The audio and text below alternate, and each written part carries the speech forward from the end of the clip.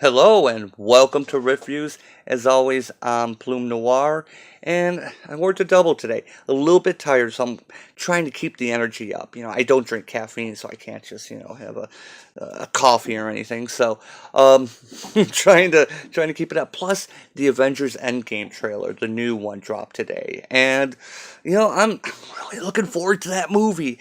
The scene at the end of the trailer when they're all walking and they're in the Avengers outfits, the white, same color, and even War Machine is an arm. Oh man, I'm looking forward to that. Oh, much more so than X-23. Now, I'm going to be honest, this was a light week for me. I didn't really pick up a lot. There really wasn't a lot that interested me. So, I have a project I've been wanting to work on, a 5 or 6 part series. And I think I'm going to start working on that and getting those out. But anyway, that's just a little bit of a heads up for you. This week we do have X-23. As you know, I've been following this series. I don't hate the characters. But it's so weird how different Laura is in her own book versus in the X titles. And I've said it before, this is not Laura's book anymore. It's not. Um, Mariko Tamaki wants to do a Honey Badger book. And you know what? I would be okay with that. I would be okay with a Honey Badger book done by Tamaki. She has a lot of fun writing the character, at least when she's not making Golden Girls references like she did in the last issue. You know, a little bit precocious, I think. You know, um, yeah, anyway, I'm just going to start off with this cover. I have really not liked a lot of these covers, the artists that they have doing this. And I think I mentioned this there was the one cover, I don't remember if it was last issue or the issue before. There is a real depth problem that the artist has. And, we got the foreground here with who are supposed to be like the armored assassin clones, whatever, who look nothing like they do in the book. And then, of course, you have Gabby a little bit behind Laura, so the focus should be on Laura. It's her book, X-23. Gabby should be, if not to the side, maybe a little bit behind, and you can tell that there's really not much depth. These two should be touching. Their hair actually looks like it's tied together. It looks like it's one hair thing. You have to get really close to kind of see that it's not, but yeah. And what's going on with her claw? What is going on? It's just completely bent at the knuckle. So it's almost 90 degrees from what it should be. Yeah. It's who cares anymore, right? Who cares?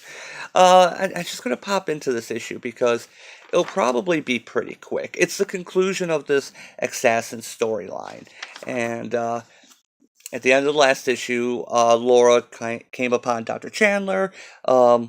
Finds that they have all these clones of her that have been weaponized. They've had the healing factors removed so they can be disposable. Now, he explains his plan, typical Bond. After Laura injured him, he had time to think, and he put in, that they could go obsolete, basically with a touch of a button. And I guess for a businessman, that's a good idea. A soldier cannot survive past its purpose. Good for the client, even better for the manufacturer.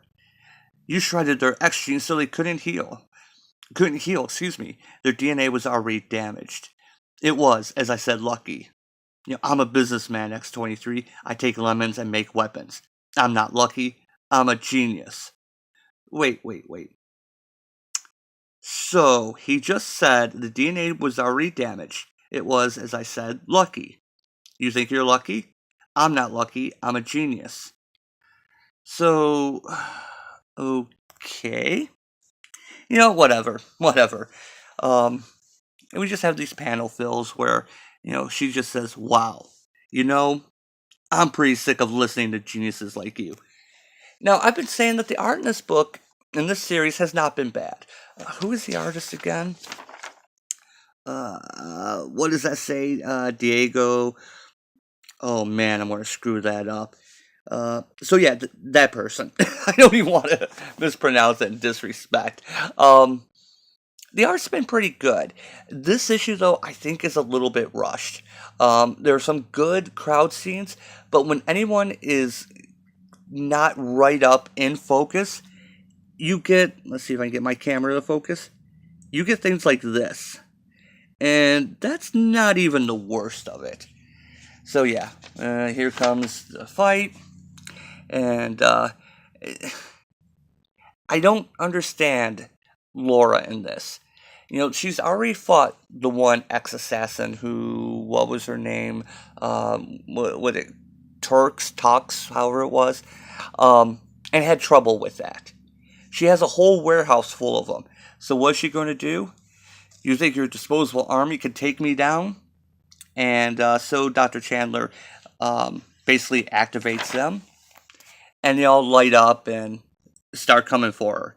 And she's like, "Okay, what did you think was going to happen? What? I honestly hate when characters are stupid." And yeah, so of course they start pulling out their weapons and start attacking. And even for me, this is a lot of me. Okay, so this next page is hard for me. It's, you know, it's all red. Um, Ask me if I thought the last thing I would ever see would be a wall of mass cyborg me's trying to chop me into pieces. I considered it a strong possibility. So yeah, I guess they're overwhelming her again. It's all in red. I have trouble. That's kind of dumb. Okay. So of course, as you know, at the end of the last issue, Honey Badger and the other clone, what do they call it? Torx, Tox, whatever. Yeah, there's a backwards thing to it. I don't want to give the reveal, but they come racing into the rescue. We're here to kick your robot butts. Now, give me back my sister, sisters. Now, this is an interesting thing.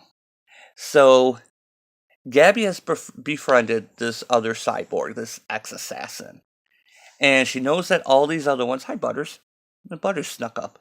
Um, she knows that all these other ones are also clones.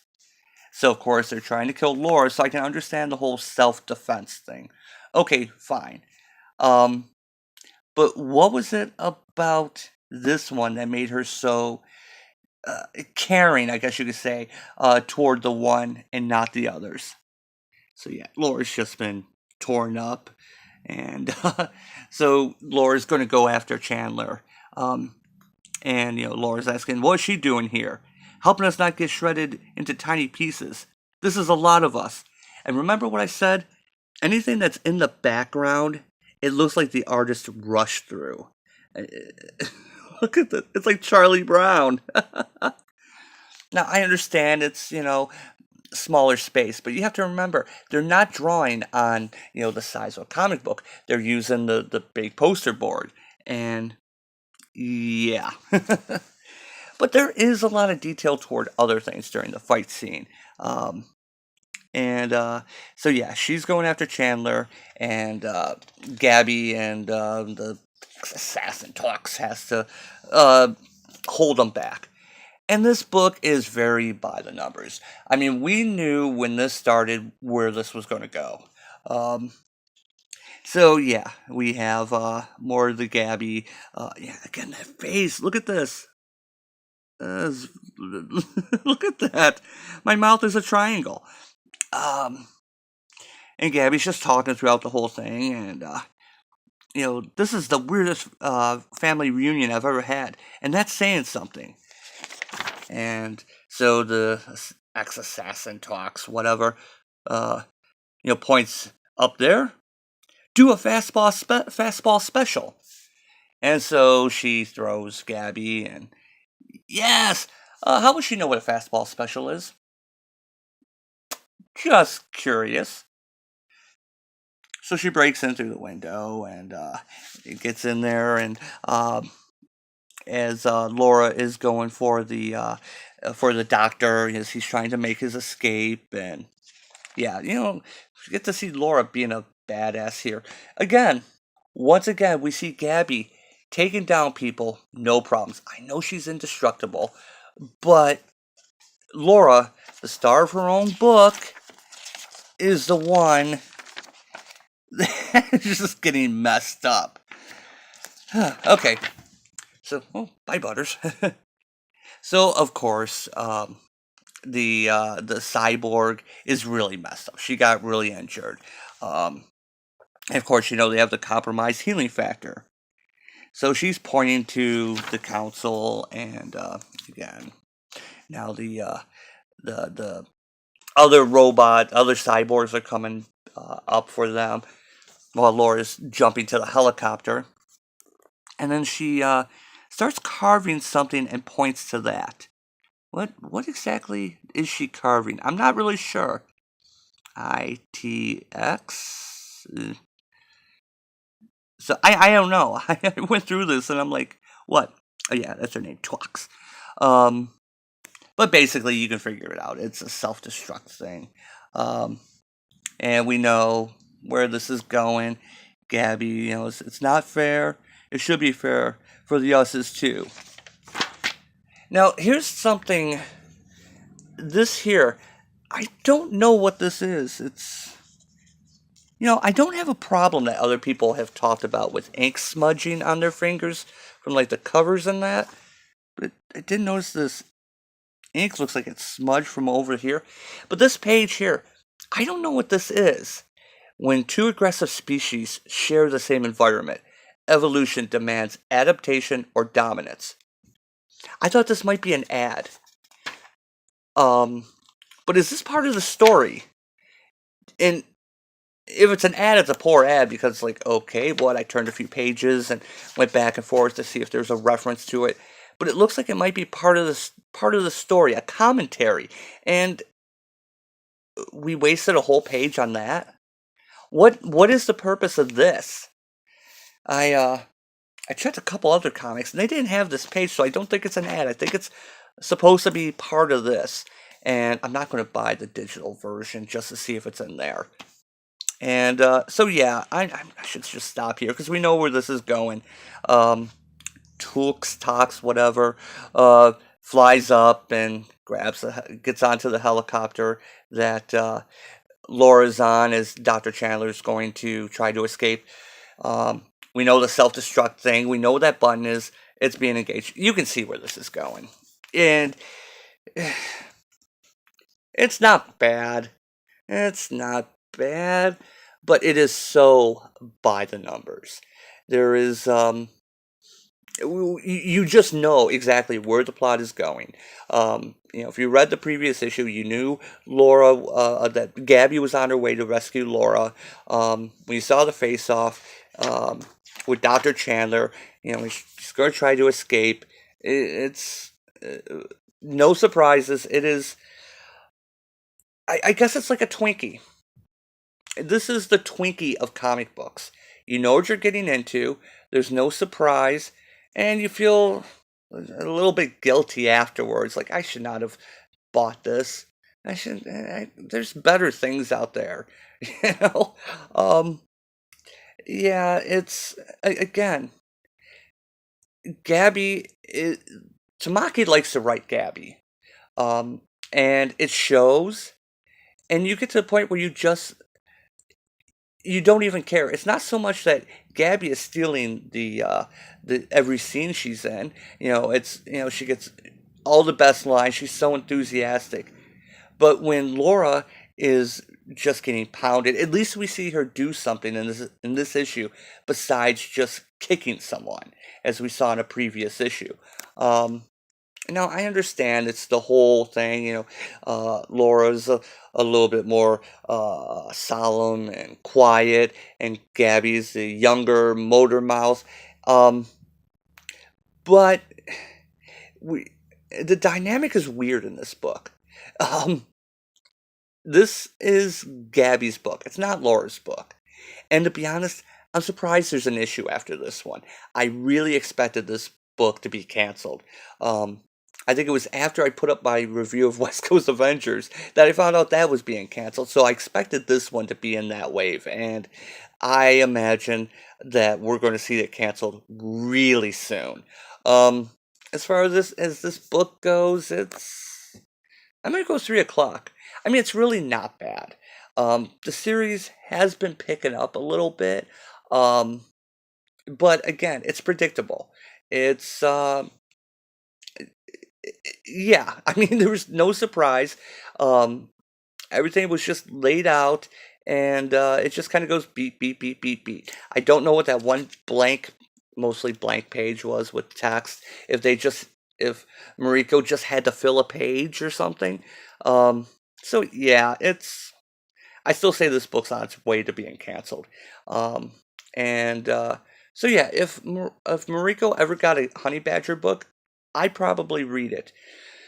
But I'm afraid it would just be that she's so overpowered that there's no sense of conflict, no sense of danger. Even with this, we knew that Gabby was on her way to rescue Laura. And Laura, standing there, taunting the doctor, she's smarter than this. We know that he's going to, you know, he has all these robot assassins. You know he's going to turn them on after he's done monologuing. Do not be surprised. There is no reason why you should be surprised by this. So yeah, characters being dumb just for sake of plot. 3 o'clock. I'm going 3 o'clock. Anyway, it's been a long night for me. I think I'm going to wrap things up and head to bed. And yeah, I will see you next time. And as always, thanks for watching.